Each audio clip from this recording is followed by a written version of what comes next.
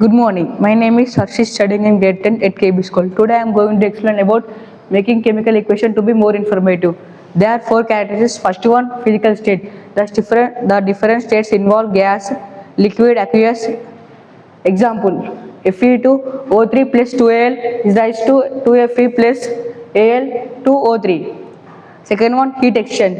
Heat is liberated in exothermic reaction and heat is absorbed in an endothermic reaction. Example of exothermic reaction: C plus O2 is equal to CO2.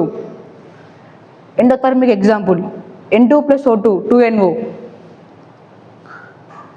Precipitate formed. In a reaction where precipitate is formed, it is denoted by downward arrow. Example: BaCl2 plus NaSO4 is raised to BaCl plus 2NaCl. Gas evolved.